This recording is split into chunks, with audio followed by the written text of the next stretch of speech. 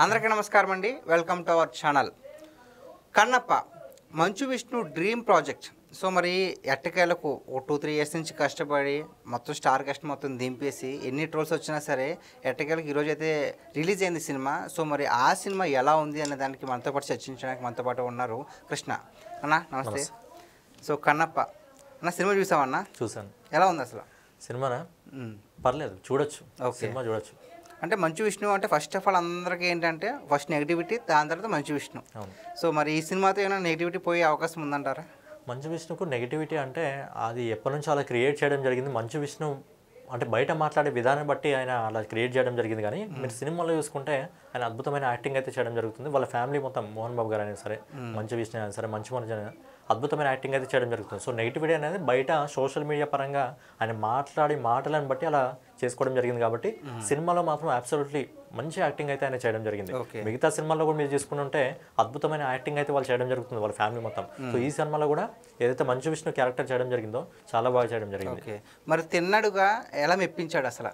తిన్నడుగా ఆయన పాత్రకైతే న్యాయం చేయడం జరిగింది. జీవం పోసాడా అనిపించింది ఖచ్చితంగా. ఎందుకంటే అలాంటి క్యారెక్టర్లు ఆయనకు సెట్ ఇవ్వడం జరుగుతుంది. అండ్ ఎలాంటి క్యారెక్టర్లో అయినా ఒదిగిపోవడం మంచు విష్ణుకి అలవాటే. ఓకే. అంటే భక్త కన్నప్పలో ఓల్డ్ మూవీ 1976లో వచ్చిన భక్త కన్నప్ప అంటే అప్పట్లో పెద్ద సెన్సేషనల్ హిట్. సో అందులో ఉన్న కృష్ణంరాజు గారిని ఏమన్నా డామినేట్ చేశాడా, లేదంటే ఆ స్థాయి వరకు వెళ్ళాడా లేదా? లేదా మరీ కృష్ణంరాజు గారితో పోల్చుకోవడం కష్టం. కానీ ఈయన పాత్రకైతే అప్పుడున్న సిచ్యువేషన్ వేరు, ఆ జనరేషన్ వేరు, ఇప్పుడున్న జనరేషన్ వేరు. కాబట్టి ఈయన పాత్రకి ఈయన న్యాయం జరిగింది, అప్పుడు ఆయన పాత్రకి ఆయన న్యాయం చేయడం జరిగింది. ఓకే. అంటే మరి సినిమాలో చాలా ఎక్కువ స్టార్ కాస్ట్ని దింపారు కదా. సో ఎవరి కాస్టింగ్ బాగుంది, అంటే ఎవరి క్యారెక్టర్ బాగుంది అంటారు? అసలు ఎవరి క్యారెక్టర్ బాగుంది అందరికీ తెలిసిన విషయమే. అది అందరూ సినిమాకి పోవడం జరుగుతుంది కేవలం ప్రభాస్ గారి వల్ల సినిమా పోవడం జరుగుతుంది. లేకపోతే ఈ సినిమాకి ప్రేక్షకుల ఆదరణ కరువయ్యేదేమో. ఒకవేళ ప్రభాస్ గారు లేకపోతే ఈరోజు ఈ సినిమాకి ఎన్ని టికెట్లైనా బుక్ అయ్యేవేమో కాదు. ఒకవేళ ఒకవేళ ప్రభాస్ గారు లేకపోతే నాకు తెలిసి ఇన్ని టికెట్లైనా బుక్ అయ్యే కావేమో. ఇప్పుడు కొన్ని ప్లేసెస్లో టికెట్స్ అద్భుతంగా సేల్ కావడం జరిగింది, షోస్ నడవడం జరుగుతుంది. కానీ ప్రభాస్ గారు ఒకవేళ సినిమాలు లేకపోతే నాకు తెలిసి హాల్స్ అనేవి సగం ఖాళీగానే ఉండేవి. ఓకే.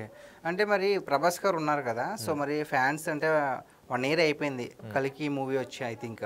సో 1 year తర్వాత మళ్ళీ ప్రభాస్ గారిని స్క్రీన్ మీద చూస్తే ఆయన ప్రెజెన్స్ కావండి, లేదంటే ఆయన స్క్రీన్ ప్రెజెన్స్ కావచ్చు, లేదంటే ఆయన క్యారెక్టర్ కావచ్చు, ఎలా ఉందండి అసలు? ఎలా ఉంది ఆయన క్యారెక్టర్ అసలు?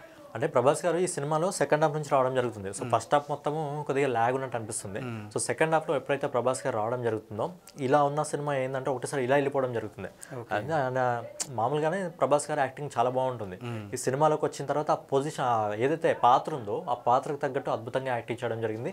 ఆయన వచ్చిన తర్వాత ఇంకా సినిమా అనేది ఒకటే పాటు ఇట్లా లేసినట్టు అయిపోతుంది. అప్పటి వరకు సినిమా ఒక వైపులా వెళ్తుంది అనిపించిన సినిమా అక్కడ నుంచి స్టోరీ నడుస్తుంది. అక్కడ నుంచి అంటే సెకండ్ హాఫ్ నుంచి సినిమా చాలా అద్భుతంగా ఉంది. ఫస్ట్ హాఫ్ కొద్దిగా ల్యాగ్గా ఉన్నా సరే సెకండ్ హాఫ్ కోసం చాలా మంది ఫ్యాన్స్ ప్రభాస్ గారి కోసం వెళ్ళొచ్చు. ఓకే. అంటే మంచు విష్ణు గారు ఆల్రెడీ చెప్పేశారు.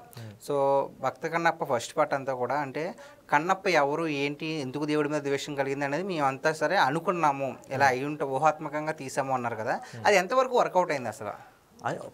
అంటే ఆ జనరేషన్లో అంటే ఇంతకుముందు జనరేషన్లో అంటే అలా ఊహించుకున్న నడుస్తుందేమో. కానీ ఇప్పుడు జనరేషన్ ఏంటంటే చాలా ఫాస్ట్గా ఉన్న జనరేషన్. ఇప్పుడు జనరేషన్కి ఏంటంటే ఒక్కసారి సినిమా నచ్చలేదంటే ఫస్ట్ హాఫ్ నచ్చకపోయినా అసలు మొత్తం సినిమానే బాగాలేదని చెప్పడం జరుగుతుంది. సో ఫస్ట్ హాఫ్ అనేది అలా లాగ్ అయిపోయింది మొత్తము. సో ఫస్ట్ హాఫ్లో స్టోరీ అనేది కరెక్ట్గా లేదు, ఊహించుకొని వాళ్ళు చేయడం జరిగింది. కానీ దాన్ని ఒకసారి 2 సార్లు వాళ్ళు చూసుకొని కొంచెం మంచిగా తీస్తే డ్రీమ్ ప్రాజెక్ట్ అది. డ్రీమ్ ప్రాజెక్ట్ అన్నప్పుడు ఇలాంటి చిన్న చిన్న మిస్టేక్ చేయొద్దు. అందుకే సెకండ్ హాఫ్లో ఒకవేళ ప్రభాస్ గారు లేకపోతే అసలు సినిమానే లేదు అన్నట్టు అయిపోయింది మొత్తం. ప్రభాస్ గారి వల్లే ఆ మాత్రం వచ్చింది. ఒకవేళ ఫస్ట్ హాఫ్ కూడా బాగుంటే సినిమాకు ఇంకా ఇప్పుడు 200 కోట్ల బడ్జెట్, కానీ నాకు తెలిసి ఈ సినిమా 200 కోట్ల వరకు వెళ్తుందా లేదా అనేది డౌటే. ఒకవేళ వెళ్తే 300 కోట్ల వరకు వెళ్ళే అవకాశం ఉంది. కానీ మిగతా మార్కెట్లో బజ్ లేదు. మెయిన్గా తెలుగులో ఉన్నంత బజ్ అయితే మిగతా మార్కెట్ బ్రేక్ ఈవెన్ అవుద్దాం అనుకుంటున్నారా మీరు? నా విషయంలో అది మనం చెప్పలేము, కానీ 50-50 ఛాన్స్ ఉంది. కొంచెం కష్టమే అనిపిస్తుంది, కానీ చెప్పలేము తెలుగులో. సో మరి ఈ సినిమాని ఏకంగా న్యూజిలాండ్ వెళ్ళి తీశారు కదా, ఎలా అనిపించింది అసలు? వ్యూ కావచ్చు, లేదంటే ఆ స్క్రీన్ ప్రెజెన్స్ కావచ్చు, ఆ గ్రాఫిక్స్ కావచ్చు, ఎలా అనిపించింది అసలు? నాకు తెలిసి ఈ సినిమాకి 200 కోట్ల బడ్జెట్ అయిందని చెప్పారు కదా, అది ఆ న్యూజిలాండ్ వెళ్ళినందుకే కావచ్చు నాకు తెలిసి. ఎందుకంటే ఆ ప్లేస్ అనేది ఈ సినిమాకి కరెక్ట్ సింక్ అయినట్టు అనిపించిందని నాకనే అనిపించలేదు. ఆ ప్లేస్కి ఈ సినిమాకి సింక్ అయినట్టు నాకు అనిపించలేదు. సో ఒకవేళ న్యూజిలాండ్ వెళ్ళకుండా మన దగ్గర ఇక్కడ నేచర్ ఉంటుంది కదా, మన నేచర్ చాలా అద్భుతంగా ఉంటుంది మన ఇండియాలో కూడా. మన ఇండియాలో కూడా ఏదైనా ప్లేసెస్లో తీస్తే బాగుండేది అనిపించింది. అలాగే నేచర్ అనేది మిస్ కావడం జరిగింది. అది మొత్తం ఎక్కడనో తీసుకెళ్ళిపోయినప్పుడు విదేశాలకు తీసుకెళ్ళిపోయినప్పుడు కనిపిస్తుంది. కానీ న్యాచురల్గా మన దగ్గర ఇప్పుడు ఫర్ ఎగ్జాంపుల్ హనుమాన్ సినిమా ఉంది. చాలా తక్కువ బడ్జెట్ 20 కోట్ల ఏమో బడ్జెట్ ఉంది అవును, అసలు 22 కానీ కోట్లు అంతే. అక్కడ అడవిలో తీసిన సీన్స్ చాలా న్యాచురల్గా అనిపించడం జరిగింది, పల్లెటూరులో చాలా న్యాచురల్గా అనిపించింది. సో ఆ న్యాచురల్నెస్ అనేది సినిమాలో మిస్ కావడం జరిగింది. ఓకే. అంటే సినిమా స్టార్టింగ్ నుంచి కూడా అంటే ఎప్పుడైతే టీజర్ రిలీజ్ చేస్తారో అప్పటి నుంచి అంటే అంత ఇంపాక్ట్ అవ్వలేదు ప్రజల మీద. సో ఇంపాక్ట్ మొత్తాన్ని మార్చేసింది ఒక్క సాంగ్, శివ శివ శంకర్ అనే సాంగ్. మరి అది ఎలా అనిపించింది అసలు? సాంగ్ అయితే బాగుంది, ఆ సాంగ్ ఒకటి చాలా అద్భుతంగా అనిపించింది. కానీ సేమ్ ఇక్కడ కూడా అదే ఫీలింగ్ ఏంటంటే న్యాచురల్గా ఎలా ఉంటుందో మన ఇండియాలో ఎలా ఉంటుందో ఆ ఇండియా నేటివిటీ అనేది మిస్ అయినట్టు అనిపించింది సినిమాలో. అది ఎక్కడ ఫారెన్కి వెళ్ళి తీస్తారు కాబట్టి అదే కనిపించడం జరిగింది. మనం అంటే వాళ్ళు నీట్గా ఉండాలి, ఈ జనరేషన్కి తగ్గట్టు ఉండాలి అని చెప్పి వాళ్ళు తీయడం జరిగింది. కానీ బేసిక్గా మనం మాట్లాడుకున్నట్టయితే మన ఇండియాలో తీస్తే బాగుండేది, అంత బడ్జెట్ కూడా అయ్యేది కాదు, అండ్ సినిమాకి ఇంకా అద్భుతమైన రెస్పాన్స్ వచ్చేది. ఎందుకంటే మన కల్చర్ని మనం చూపించుకోవాలి కదా, ఎక్కడో వెళ్ళి మన కల్చర్ని చూపించడం కాదు, మన ఇండియాలో మన కల్చర్ని మనం చూపిస్తే చాలా బాగుంటుంది. ఓకే. అంటే మంచు విష్ణు గారు ఒక మాట చెప్పారు, ఈ సినిమా గ్యారెంటీగా పిల్లలు చూడాలి, సో పిల్లలు చూసి చరిత్ర తెలుసుకోవాలి అన్నారు కదా. ఆ ఇంపాక్ట్ ఏమైనా అనిపిస్తుందా సినిమా చూస్తే? పిల్లలకు చూపించాలి, గ్యారెంటీగా సినిమా చూపిస్తే కాస్త మన చరిత్ర తెలుస్తుందని ఏమైనా అనిపిస్తుంది అంటారా? ఫస్ట్ హాఫ్లో అంటే మనకు ఫ్రిక్షన్ కాబట్టి ఫస్ట్ హాఫ్లో అనిపించదు. సెకండ్ హాఫ్లో కూడా మనకు ఆ గూస్ బంప్స్ అన్న ఒకటి దేవుడి పట్ల మనకు ఉన్న నమ్మకం అదే కనిపిస్తుంది. కాబట్టి ఈ ఒక్క సెకండ్ హాఫ్ చూసి సినిమా చరిత్రను తెలుసుకోవాలంటే కష్టం. ఎందుకంటే భక్త కన్నప్ప సినిమాలు ఆల్రెడీ చాలా రావడం జరిగింది, చాలా స్టోరీస్ మనం విన్నాం, టీవీలో కూడా రావడం జరుగుతుంది, మన బుక్స్లో కూడా ఉంటుంది. కాబట్టి ఇక్కడ మనం చెప్పలేం అంటే పిల్లలు తెలుసుకుంటారని సినిమా పిల్లలందరూ చూడాలని చెప్పలేం. కాకపోతే ఏంటంటే దీన్ని ఎక్కువగా చూస్తుంది ప్రభాస్ గారి అభిమానులు కాబట్టి, అండ్ వాళ్ళు చూసేది కూడా ప్రభాస్ గారి కోసం చూడడం జరుగుతుంది. మిగతా వాళ్ళైతే జస్ట్ సినిమా చాలా రోజుల తర్వాత తెలుగులో మనం చాలా గ్యాప్ వచ్చింది, ఒక డివోషనల్ సినిమా రాకపోయి. సో ఒక డివోషనల్ సినిమా వచ్చింది కాబట్టి ఫ్యామిలీస్ వెళ్ళి చూడొచ్చు. ఫస్ట్ హాఫ్ వదిలేస్తే సెకండ్ హాఫ్ మాత్రం ఖచ్చితంగా ప్రేక్షకులు నచ్చుతుంది. ఏవైతే ఫీలింగ్స్ ఉన్నాయో, ఏవైతే డివోషన్ ఉంటుంది, ఏవైతే గూస్ బంప్స్ ఉంటాయో అవి ఖచ్చితంగా అందరినీ అలరించడం జరుగుతుంది. ఓకే. అంటే ఓవరాల్గా ఈ సినిమాలో ఏ సీన్ మిమ్మల్ని బాగా ఓవరాల్గా ఈ సినిమాలో మిమ్మల్ని ఏ సీన్ మిమ్మల్ని బాగా ఆకట్టుకుంది? అంటే ఈ సీన్ దగ్గర నాకు చాలా బాగా అనిపించింది అనేది ఒక్క సీన్ అంటే రివీల్ చేయొద్దు, పర్టికులర్ అని చెప్పగలరా? నేను చూడలేను కదా. సరే చెప్తాం గురించి చెప్పన్నా. చెప్తాం. మన మోహన్ లాల్ కాదు, అక్షయ్ కుమార్ శివుని క్యారెక్టర్లో ప్రభాస్ గారిని పంపేయడం జరుగుతుంది. ఆ సీన్ వాళ్ళిద్దరు మధ్యలో బాగుంటుంది. రిపీట్ నిజమేనది? అంటే మనోడు ట్రైలర్లో రుద్ర అని పిలుస్తాడు. రుద్ర అంటే సర్లే అది కాదు కానీ ప్రభాస్ చెప్పు, ప్రభాస్ మంచు విష్ణు కన్వర్జేషన్ బాగుంది అని అది చెప్పంతే, అది చెప్పంతే. బాండింగ్ ఓకే అడగనా, మళ్ళీ అడగనా? డైరెక్ట్ చెప్పేసి కట్ చేసుకో, ఇన్ని నుంచి కట్ చేసుకోమని మళ్ళీ రిపీట్ క్వశ్చన్ నేను అడుగుతాను. సో ఓకే, ఓవరాల్గా ఈ సినిమాలో మీకు ఏ సీన్ మాకు అంటే కాన్వర్జేషన్ ఎవరిది మీకు బాగా నచ్చింది అసలు? అయితే ఈ సినిమాలో ఏదైతే ప్రభాస్ గారు ఎంటర్ కావడం జరుగుతుందో సెకండ్ హాఫ్లో ప్రభాస్ గారు ఎంటర్ అయిన తర్వాత ఏదైతే మంచు విష్ణుకి ఇంకా ప్రభాస్ గారి మధ్యలో బాండింగ్ ఉంటుందో, ఏ విధంగా వాళ్ళిద్దరి మధ్యలో కథ నడుస్తుందో, అంటే వీళ్ళు యాక్చువల్గా ప్రభాస్ వచ్చిన తర్వాతే ఈ కథకు ఒక బలం ఏర్పడింది. కాబట్టి వీళ్ళిద్దరు బాండింగ్ అనేది సినిమాలో అద్భుతంగా ఉంది. వీళ్ళిద్దరు బాండింగ్ అనేది ఈ సినిమాలో అద్భుతంగా ఉంది. ఓకే.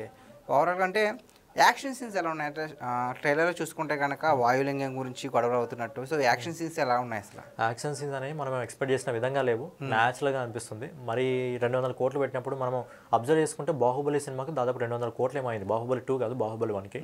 ఆ సినిమాలో యాక్షన్స్తో కంపేర్ చేసుకుంటే ఈ సినిమాలో యాక్షన్తో కంపేర్ చేసుకుంటే అసలు పొంతం లేకుండా ఉంది. యాక్షన్స్ ఏదో ఉన్నాయా అంటే ఉన్నాయి, అది మనకు న్యాచురల్గా అనిపిస్తుంది, నిజమైన యాక్షన్ లాగా మనకు అనిపించదు. అంటే మరి అక్షయ్ కుమార్ గారు అంటే బాలీవుడ్ నుంచి తీసుకొచ్చారు కదా, సో శివుడిగా ఆయన అసలు సూట్ అయ్యారంటారు? అసలు శివుడిగా అక్షయ్ కుమార్ గారు సెట్ కావడం జరిగింది. అయితే ఫస్ట్ హాఫ్లో చెప్పాను కదా, ఫస్ట్ హాఫ్లో ఏంటంటే ఆయన క్యారెక్టర్ ఎందుకున్నా అన్నట్టు అనిపించింది. కానీ సెకండ్ హాఫ్లో ఏదైతే కథ ఉందో కథకు మూలధారం ఆయన కాబట్టి ఆయన దగ్గర నుంచి అదిరిపోయే పర్లేదు. అక్షయ్ కుమార్ గారు సీన్కి సెట్ కావడం జరిగింది.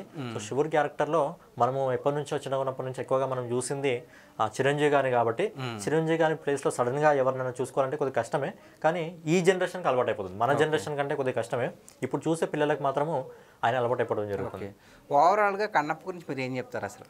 ఓవరాల్గా కన్నప్ప గురించి ఏంటంటే మన తెలుగు ఇండస్ట్రీలో చాలా రోజుల తర్వాత ఒక డివోషనల్ సినిమా రావడం జరిగింది. ఈ మధ్య అంతా యాక్షన్ మూవీస్ రావడం జరుగుతుంది, ఎక్కువ కామెడీ మూవీస్ లేదంటే రొమాన్స్ మూవీస్ రావడం జరుగుతుంది. ఈ మధ్యలో ఎక్కువగా పాన్ ఇండియా మూవీస్ రావడం వల్ల అసలు దేవుళ్ళ సినిమాలు తీయడం అనేది బంద్ చేయడం జరిగింది. సో చాలా రోజుల తర్వాత మంచు విష్ణు తన డ్రీమ్ ప్రాజెక్ట్ ఒక ప్రయోగాన్ని ఆయన తీసుకురావడం జరిగింది ముందటికి. సో ఫస్ట్ హాఫ్ని వదిలేస్తే సెకండ్ హాఫ్ మాత్రం అద్భుతంగా ఉంది.